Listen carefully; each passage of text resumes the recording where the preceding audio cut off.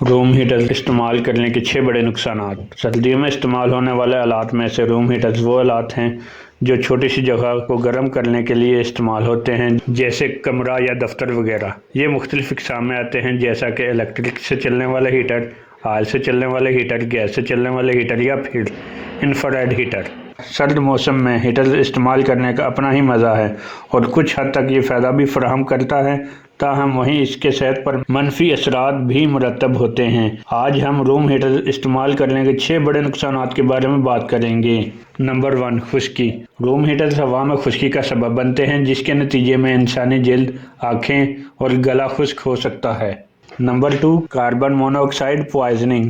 خراب معیار کے ایندھن سے چلنے والے heaters carbon monoxide gas خارج کر سکتے ہیں، جو زیادہ مقدار میں سانس لینے سے کاربن مونو آکسائڈ پوائزننگ کا سبب بنتا ہے۔ اس کی علامات میں سر درد، چکر آنا، متلی ہونا شامل ہے اور سنگین صورتوں میں جان کا خطرہ بھی لاحق ہو سکتا ہے۔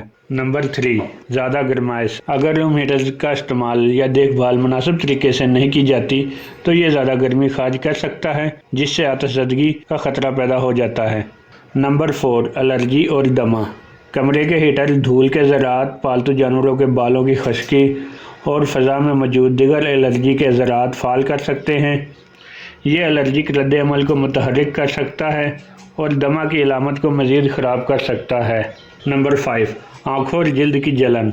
کمرے میں رکھے ہیٹر سے پیدا ہونے والی خشکی اور گرم ہوا آنکھوں اور جلد میں جلن کا باعث بن سکتی ہے۔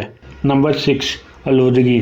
کچھ قسم کے روم ہیٹرز جیسا کیروسین یا گیس ہیٹرز آلودگی جیسے سلفر ڈائی آکسائڈ اور نائٹروجن ڈائی آکسائڈ کو ہوا میں خارج کر سکتے ہیں۔ ان گیسوں کو سانس کے ذریعے اندر لینے سے نظام تنفس کے مسائل پیدا ہو سکتے ہیں۔